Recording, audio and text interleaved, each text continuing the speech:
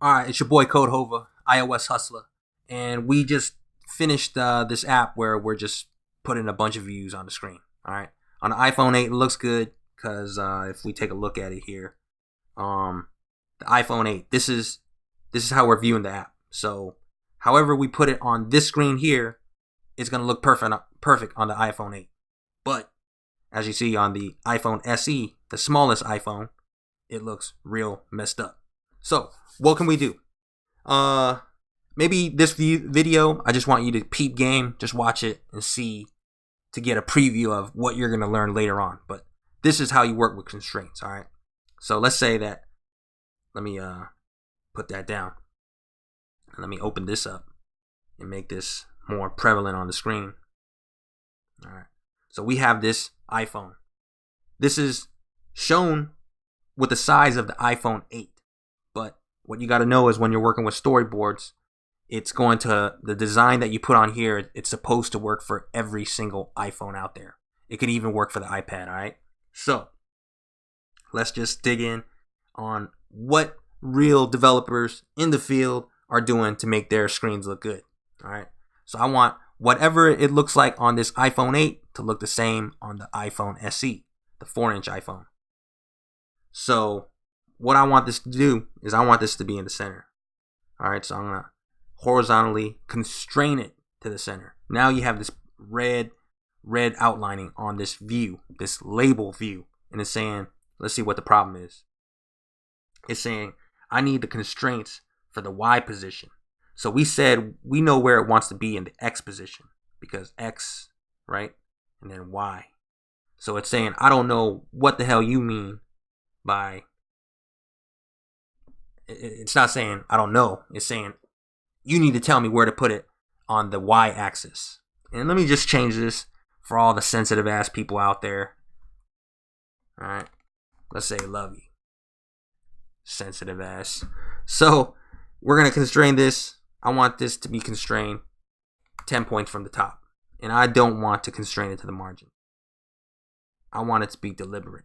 Okay. So this, if we run it, let's run it on the iPhone SE.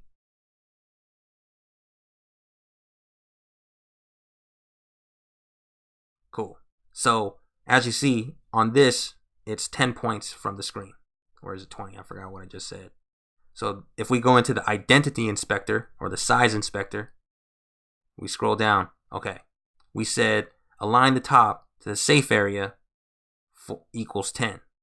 And what the safe area means, that's that new shit that came out because of the iPhone X, that stupid ass notch, right? So it's always going to make sure that it's 10 points away from the notch. So just to make sure, let's run it on the iPhone 8. And this one's, let's just open that back up. I ain't trying to see that. So let's close that. And boom, this as well, it's going to be 10 points away from the top, the safe area, with the this view centered in the middle. So that's another thing. So let's say we want this also to be centered in the middle. So that's going to move. In this one, the red error or alert is saying I need to know that it's Y position as well.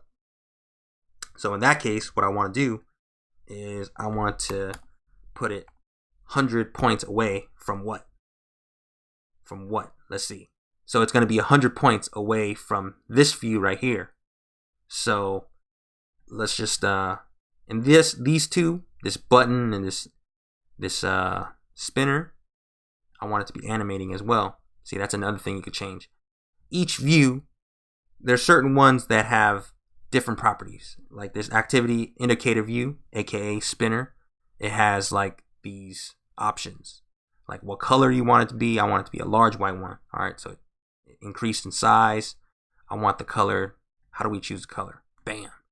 Hit that button, and I want it to be yellow. All right, so now it turned yellow. And you could hide it when it stops, but we want this shit to start. We want this shit to spin forever till infinity. And this button, what's these different we have these different options, right? add contact. We'll just stick with the system. And the title of this is nuke launch. All right. So right now it's saying ... because this button isn't as big as it should be to contain this string of nuke launch. So what we're going to do is we're going to make it big one more time. Actually, we're going to create a constraint on the width and the height. So let's just say we want this to be 150 and 150. Boom. And it's not sizing up to be 150, 150 because this as well. It's like, yo, I don't know its X position. I don't know the Y position. See? So once you start using constraints, the Xcode, it needs to have more information to do what it do. So for these two, what I'm going to do is I'm going to press this sandwich button. And what the sandwich button does is it embeds these views into a stack. Boom. Okay. So we have that.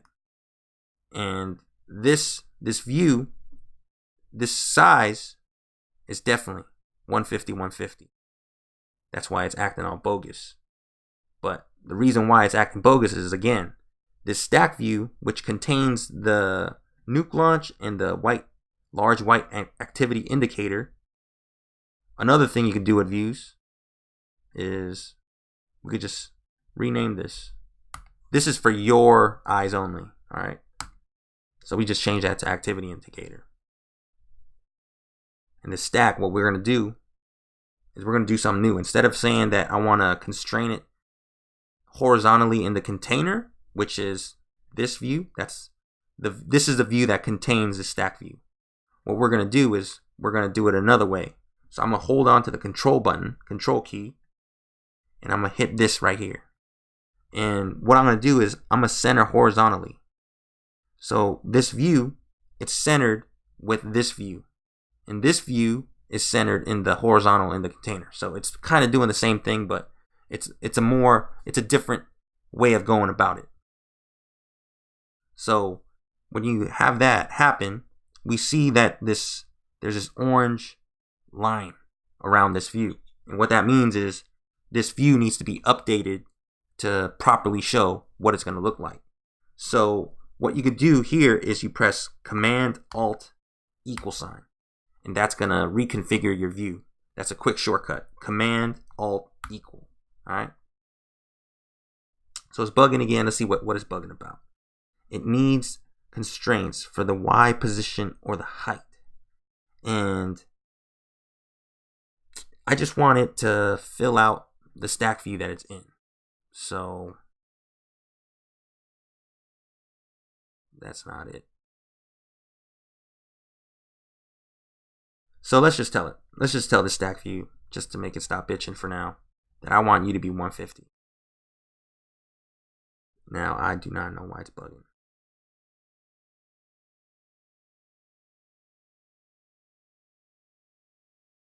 That's not right.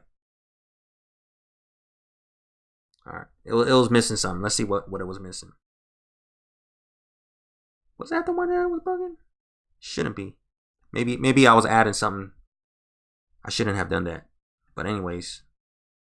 So let's just add this view. 10 away. And then let's also center it horizontally to that one. And when it's probably bugging about the size of the view. So I just want this to be 10 out of 10. Okay. So what's it bugging about?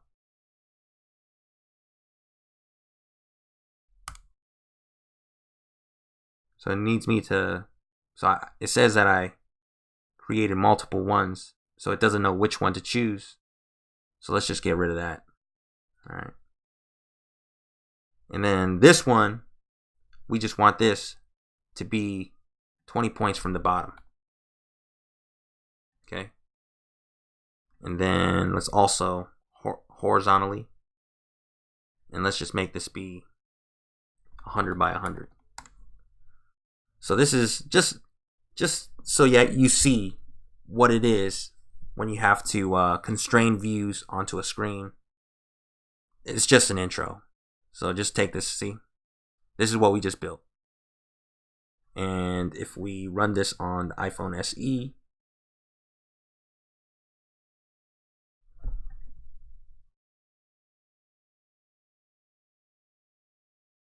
it's pretty much the same thing. You see, they're almost identical, but because we have different screen sizes, that there's a space here opposed to this little space right here, there's this much space here, which is pretty similar to the one on top. But anyways, that is how you work with putting views onto your iPhone apps. Alright, it's your boy Codehova, iOS Hustla. Live streams every Sunday, 5 p.m. Eastern. You heard?